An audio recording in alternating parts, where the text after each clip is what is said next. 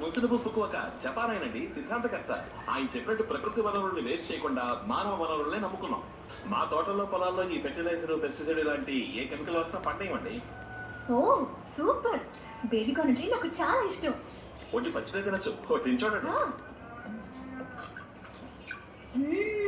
Viewers it's unbelievable.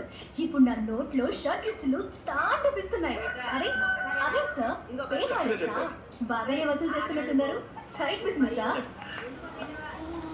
అది పేటాలకేనండి, కానీ payment మేరేస్తాం.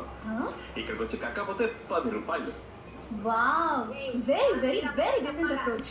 ఆగండి, ఇందులో సాఫ్ట్వేర్ కూడా ఉంది. ఇవన్నీ చెప్తాను. ఇట్లా చూడమ్మా, నువ్వు ఏ దేవుడు కాడ కొట్టేమంటే ఆ దేవుడు కాడ కొట్టేస్తా. నువ్వు నీ ఒట్టు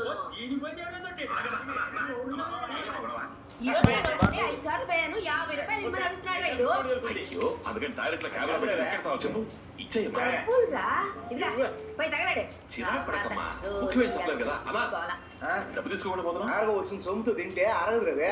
పోయి ప్రయత్నించిన ఎంత ముక్కినా గాలి వస్తుంది. మళ్ళీ ఒకసారి వచ్చి కూర్చొని డబ్బు తీసుకెళ్తాలే.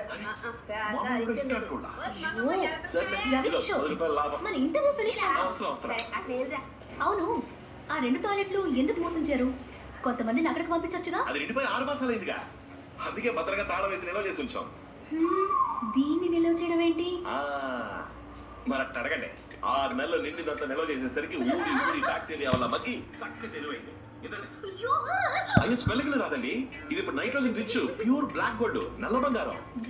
దీన్ని పొలంలో ఎరువుగా వేస్తే ఇది మట్టిలో కలిసి విత్తనాలకు సత్తు ఇచ్చి నేరు వ్యాపింపజేసి పంట రెట్టింపుది కూడా వచ్చేలా చేస్తుందండి.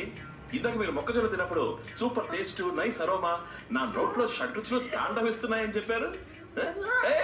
ఇంట్లో వర్క్ చేసుకో. అక్క బ్రేక్ ఇద్దామా? నువ్వు ఒకటి ఇంట విలుదు గిట్ట విలుదు రా వెళ్దాం. నేనేమన్నా నేను రమ్మన్నా? నువ్వేదో ఆర్గానిక్ ఫార్మింగ్ చేస్తున్నావు అనుకుంటే అసహ్యమైన ఫార్మింగ్ చేస్తూ ఊరిని మోసం చేస్తున్నావు. కెమెరా ఆన్ చేయి. వ్యవసాయం వ్యాపారం కాదు. ఊళ్ళు కాపాడే పోలీస్ మల్లే, దేశం కాపాడే మిలిటరీ మల్లే, మనుషుల్ని కాపాడే వ్యవసాయం కూడా ఒక సర్వీసే. ఈ మట్టికి అద్భుతమైన గుణం ఉందండి. తన మీద పడితే ఎలాంటి చెత్తనైనా ఉపయోగపడే వస్తువుగా మార్చేస్తుంది. నిజానికి మనమే ఈ మట్టికి తీవ్ర ద్రోహం చేస్తున్నాం. అడవులు కొట్టేశాం, వాన లేకుండా పోయి మట్టి ఇసుక తినేస్తున్నాం. వాన పడ్డా నీళ్లు నిల్వ చేయలేకపోతున్నాం. అసలు వ్యవసాయం అస్తవ్యస్తంగా ఉంది. అడ్డమైన కెమికల్స్ తో, పురుగుల మందులతో నేలతలని గుండ్రాలు చేశాం. ఇక మిగిలిందేంటి? మనమే. మట్టి విలువ తెలుసుకున్నారు కనుక చైనా వాళ్ళు, జపాన్ వాళ్ళు ఈ రంగంలో అడ్వాన్స్ గా ఉన్నారు. మన వ్యవసాయ క్షేత్రాల్లో గనులు, బోరుబావులు తవ్వి నాశనం చేస్తే వేరే దారే లేదు. ఈ విధానాన్ని అంగీకరించి తీరాలి. ఇక ఇదే మీ ఫ్యూచర్.